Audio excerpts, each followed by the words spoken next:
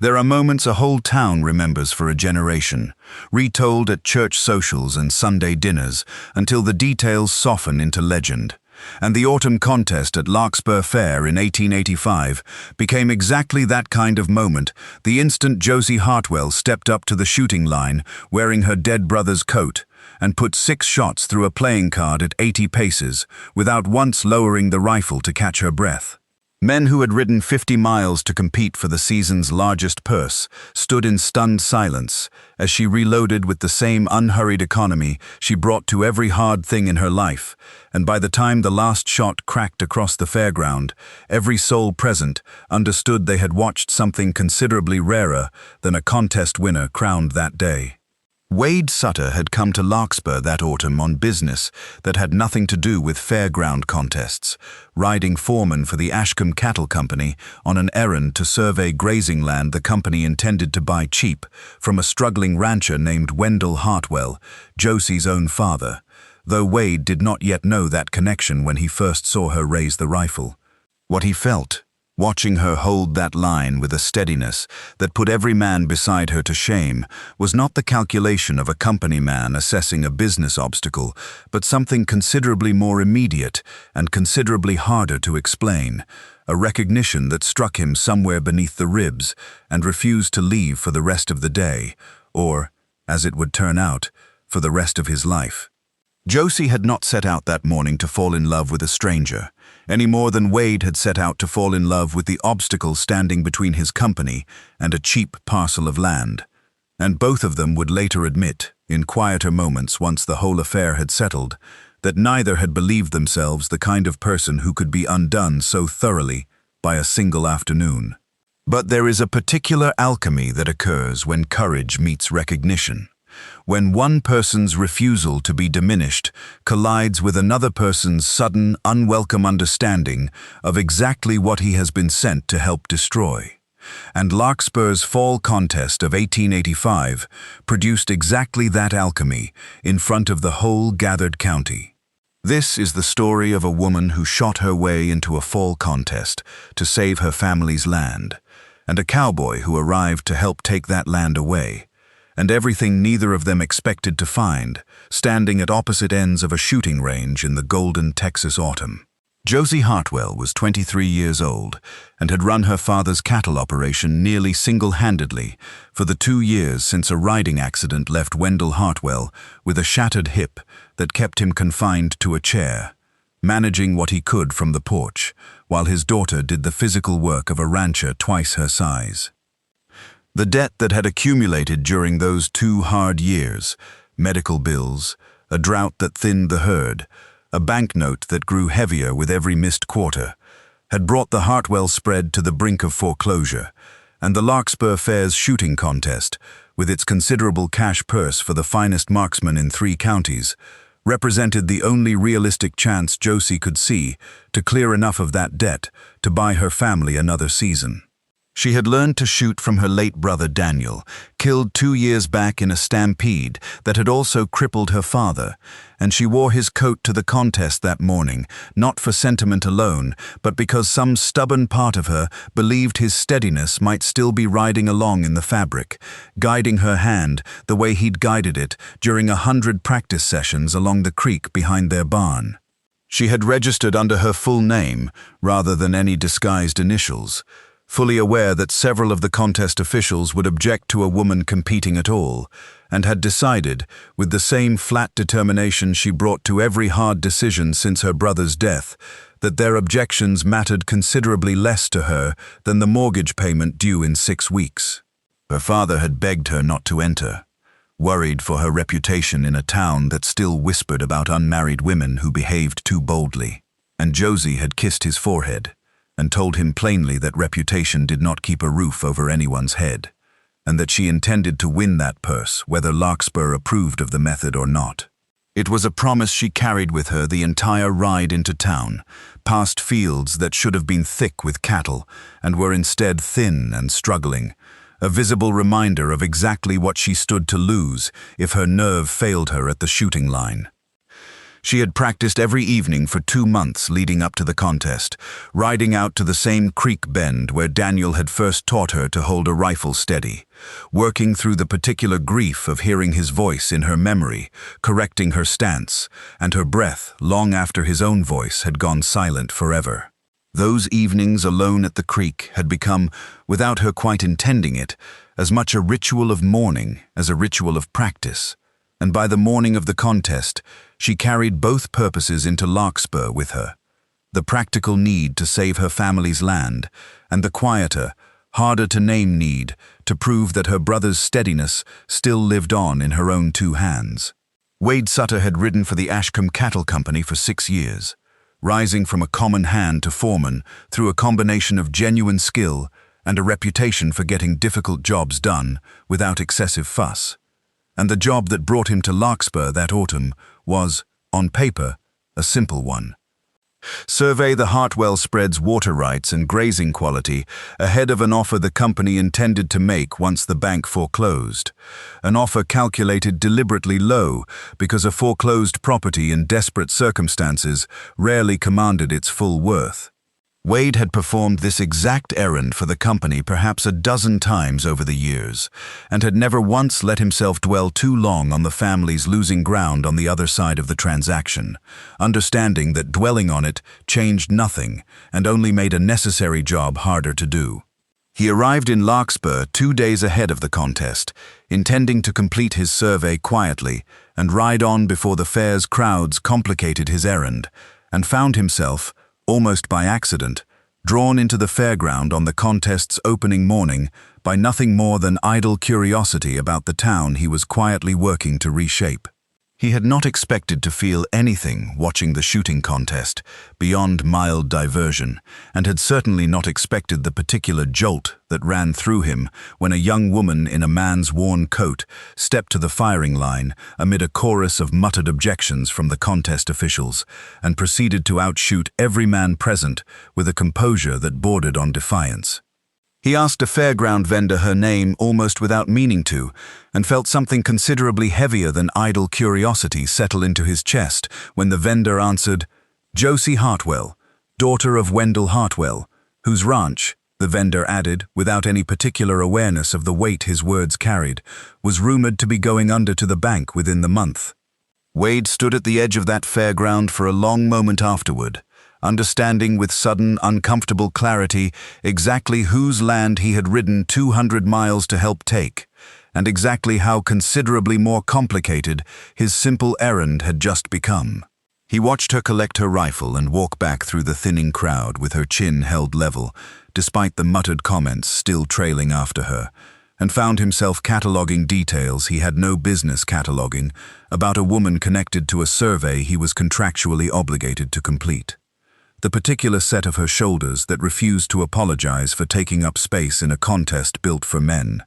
The steadiness of hands that had clearly done considerably harder work than embroidery, the flicker of something raw and grieving beneath her composure whenever her gaze drifted toward the brother's coat she wore like armor.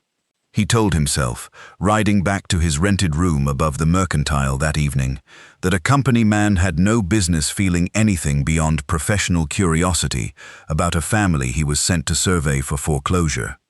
He told himself that through most of a sleepless night, and believed it considerably less by morning than he had at sundown, the contest's chief official, a heavy-set merchant named Thaddeus Kern, who had underwritten a considerable portion of the purse himself, attempted to disqualify Josie from the final round on the grounds that the contest rules, drafted decades earlier, specified competitors as gentlemen of the county and had never anticipated a woman's entry at all. Josie met his objection with the same flat steadiness she'd brought to the firing line, producing her paid entry receipt and pointing out, in a voice pitched to carry across the gathering crowd, that Kern's own rules committee had accepted her entry fee without objection 3 weeks prior, and could not now retroactively invent a disqualification simply because she had proven herself the finest shot on the field. "This is a matter of propriety, Miss Hartwell, not merely rules," Kern said, drawing himself up with the particular self-importance of a man accustomed to having his objections respected without challenge. A young unmarried woman competing against men for cash money reflects poorly on this town's standards, whatever the state of your entry paperwork. My paperwork was accepted, my entry fee was collected, and my shooting has been the finest on this field all morning, witnessed by every soul standing in this crowd, Josie said, not raising her voice, though something in its steadiness carried further than shouting would have. I'd ask you to explain to this same crowd exactly which rule permits you to strip a fairly won contest from a competitor after the fact, Mr. Kern, because I confess I cannot locate that particular clause myself, and I suspect the newspaper correspondent standing behind you would be considerably interested in your answer. It was Wade, standing near enough to the confrontation to hear every word, who stepped forward at that moment, drawn by an impulse he did not fully examine before acting on it, and addressed Kern directly, with the calm authority of a man accustomed to settling disputes among rough cattle hands. The lady's entry was accepted, and her shooting speaks for itself, Mr. Kern, and I'd wager the crowd gathered here would take considerably poorly to watching a fair win stripped away on a technicality invented after the fact, Wade said. Seems to me the simplest path forward is letting the results stand as shot, unless you're prepared to explain to every paying spectator here exactly why they should trust future contests you oversee. Kern, faced with a restless crowd and a newspaper correspondent taking visible notes, backed down from his objection with visible reluctance, muttering something about reviewing the Rules Committee's charter before slinking away toward the refreshment tent with the particular wounded dignity of a man who knows he has lost an argument in front of the very public whose respect he depends on for his merchant trade. The crowd's mood shifted visibly in Josie's favor the moment Kern retreated, several onlookers who had muttered objections at her entry now calling out congratulations, though Josie accepted the sudden goodwill with the same guarded composure she'd worn throughout the contest, understanding that public opinion in a town like Larkspur could shift again just as quickly if given sufficient reason. Josie's win was confirmed and the purse awarded before the afternoon concluded, though the victory brought her considerably less relief than she'd anticipated once she learned, from the same fairground gossip that traveled faster than any official announcement, exactly who the stranger defending her entry had been. She found Wade near the livery that evening, currying his horse with the deliberate unhurriedness of a man giving himself something to do with his hands, and addressed him without any of the gratitude he might reasonably have expected. "I understand you ride for Ashcombe Cattle Company," she said, "and I understand Ashcombe has been circling my father's land like a buzzard, waiting on a wounded steer to finally give out. I'll thank you for the assistance at the contest, Mr. Sutter, though I confess I find myself considerably suspicious of a company man's motives for defending a rancher's daughter he's been sent to survey for foreclosure." Wade set down his currycomb, understanding that whatever answer he gave now would matter considerably more than any smooth explanation could account for. "You're not wrong about my errand, and I won't insult you by pretending otherwise," he said. "I came to Larkspur to survey your father's water rights, ahead of a lowball offer my company intends, once the bank forecloses. What I didn't expect was watching you outshoot every man on that field, with your brother's coat on your back, and I find myself, since that moment, considerably less interested in finishing the errand that brought me here." Josie studied him a long moment, weighing the plain honesty of the admission against every reason she had to distrust a company man's word. "That's either the most foolish thing a company foreman has ever admitted to a rancher's daughter, or the most honest," she said finally. "I confess I haven't yet decided which." The contest purse, once collected, proved substantial enough to cover the overdue portion of the Hartwell mortgage, but not the full note, leaving Josie and her father with breathing room rather than genuine security. A fact Josie explained to Wade 3 days later when he returned to the ranch, ostensibly to deliver a formal notice of his survey's postponement, but genuinely because he had found himself unable to simply ride on without seeing her again. Wendell Hartwell, initially wary of any man connected to Ashcombe Cattle Company, warmed to Wade's plain manner over the course of an evening's conversation about grazing management, cattle breeding, and the particular hardships of ranching land that had turned unreliable in recent seasons. "I've been considering a different report to my company entirely," Wade said, once Elias had retired for the evening and left Josie and Wade alone on the porch in the cooling autumn dusk. "One that emphasizes the water rights disputes and grazing complications this parcel actually carries, complications that would considerably reduce Ashcombe's interest in pursuing the purchase at all, regardless of what happens with the banknote." "You'd falsify a company survey," Josie said, "on my behalf, having known me all of 4 days." "Wouldn't call it falsifying so much as reporting the parts of the truth my employers find inconvenient," Wade said. "Same as any survey ought to include the difficulties, alongside the advantages. And I'd call 4 days a fair amount of time to recognize something worth risking a company position over, if I'm honest about it, Miss Hartwell." Something in his voice carried a weight considerably beyond simple business calculation, and Josie found herself, for the first time since her brother's death, allowing herself to consider that a man's steadiness might be trusted, rather than merely tolerated. They fell into an easy quiet after that, the kind neither of them felt obligated to fill, and when the harvest social's fiddle music drifted across the fields from a neighboring barn, where half the county had gathered to celebrate the fair's closing, Wade rose and extended his hand toward her, without any of the practiced smoothness of a man accustomed to courting. "I've got no particular skill at dancing," he admitted, "but I find myself considerably reluctant to ride back to my rented room while that fiddle's still playing, and you're still sitting on this porch." Josie studied his outstretched hand a long moment, weighing the wisdom of trusting a company man's intentions against the plain, uncomplicated pull she felt toward him, and found the pull won out considerably more easily than her caution had any right to allow. They danced 2 full songs in the packed dirt yard beside the barn, Wade's clumsy footwork drawing a laugh from her that surprised them both with its genuine warmth, and when the fiddle slowed into something gentler, he drew her closer without asking permission first, and she did not pull away. Neither of them spoke of what was building between them that night, both too wary of naming something so new too quickly. But Josie rode home afterward with her heart considerably fuller than it had been in the 2 grief-heavy years since her brother's death, and Wade lay awake long past midnight, turning over the plain, unavoidable fact that he had ridden into Larkspur to survey a parcel of land, and had instead found something he had no intention of ever willingly riding away from again. Thaddeus Kern, humiliated by his public defeat at the contest and eager to reassert his standing in Larkspur's affairs,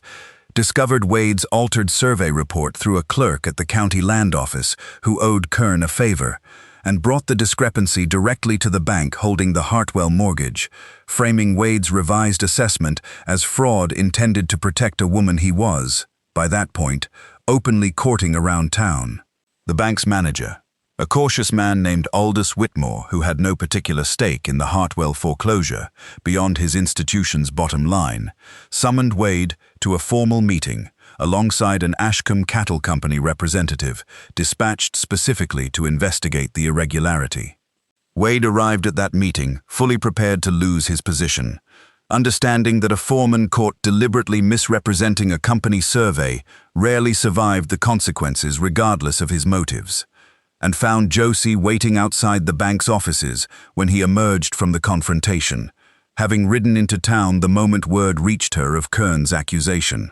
"You've likely lost your position over this," she said, studying his face for the damage the meeting had clearly done. "Over a report you altered for a woman you'd known barely a week when you first wrote it." "Reckon I have," Wade said, "and I find, rather to my own surprise, that I don't regret the decision half as much as a sensible man probably ought to. Some things matter considerably more than a company position, Miss Hartwell, and watching your father's land get swallowed by a lowball offer, built on a survey I knew to be incomplete, was never going to sit right with me, whatever the professional cost." Josie's composure, carefully maintained through every hardship of the preceding 2 years, finally cracked at the plain weight of that admission, and she reached for his hand, without any of the wariness that had marked their first conversation at the livery. "I have spent 2 years believing I could trust no one's help but my own 2 hands," she said.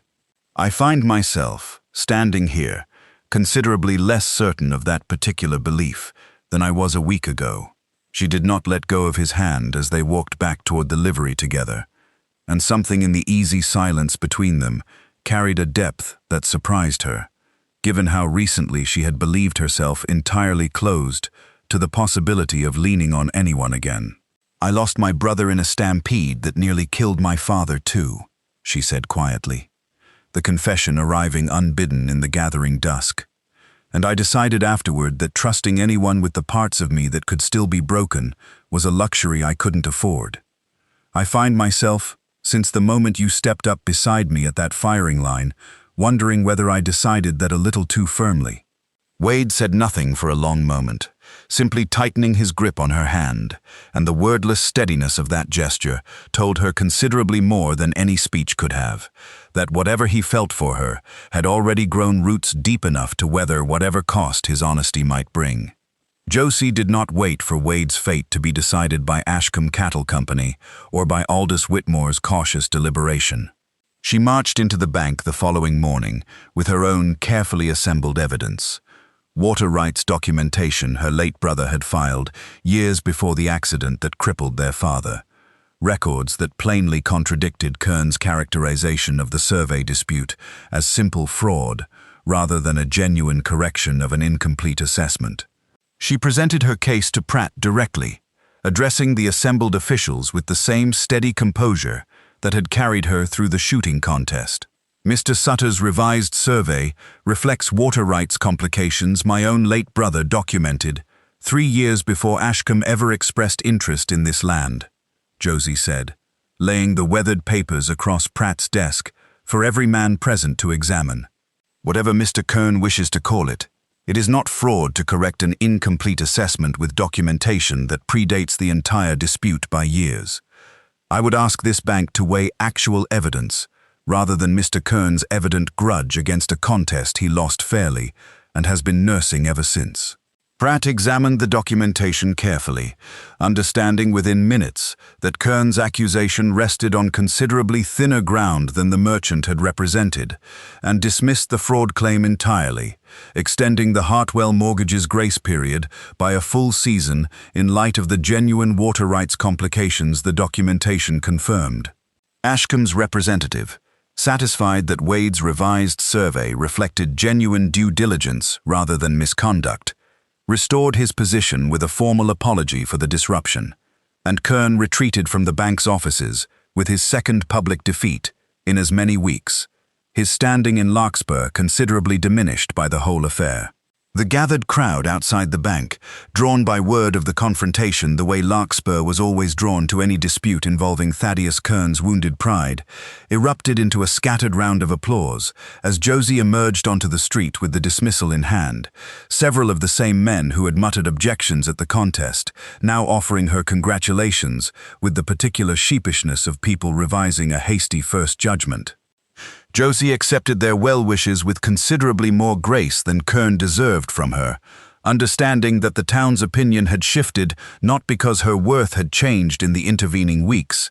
but because she had proven, publicly and repeatedly, exactly how little that worth had ever depended on anyone else's permission to recognize it. The following spring brought steady rains that finally broke the drought threatening the Hartwell herd, and brought, alongside the rain, a proper courtship between Josie and Wade that neither of them rushed, despite the considerable ground they'd already covered together during the autumn's turbulent weeks. Wade divided his time between his restored position with Ashcombe and increasingly frequent visits to the Hartwell ranch, where Elias had taken to referring to him, with obvious affection, as the fool who cost himself a company survey over my daughter's water rights,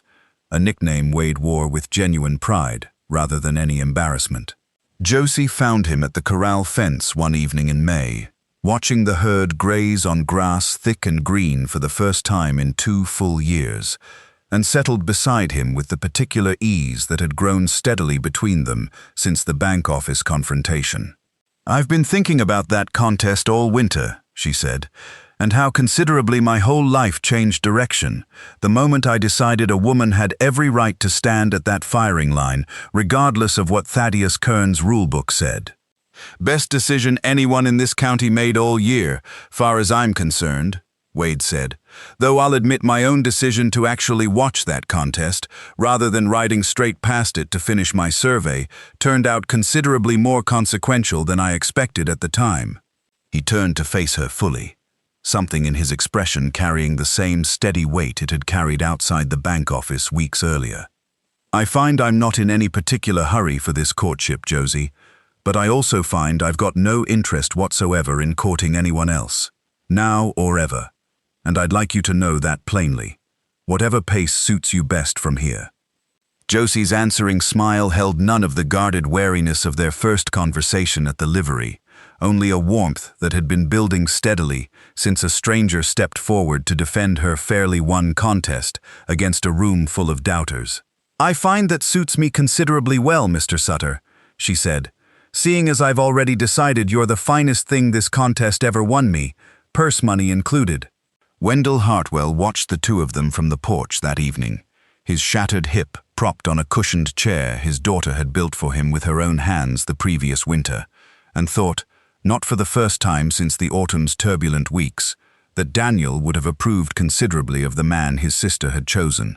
steady, plain-spoken, and entirely unwilling to let a woman he loved face down a bank and a jealous merchant alone. He said nothing of the thought aloud, understanding that some observations belonged to a father's quiet keeping rather than open declaration, and simply raised a hand in greeting when Josie glanced back toward the house, her face lit with a happiness he had not seen on her since long before the stampede that changed everything. Wade reached for Josie's hand there at the fence, and this time neither of them hesitated before the gesture.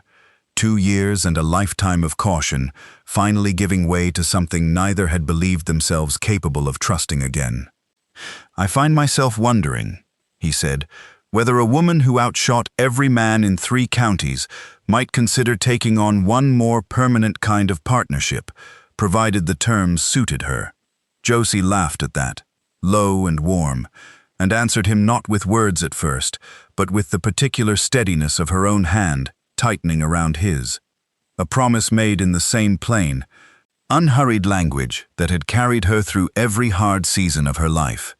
And when she finally did answer aloud, full and unguarded in the golden spring evening, the whole Hartwell ranch seemed to settle around them into exactly the kind of steady, hard-won peace that two people who had each risked everything for what mattered most had finally, together, earned.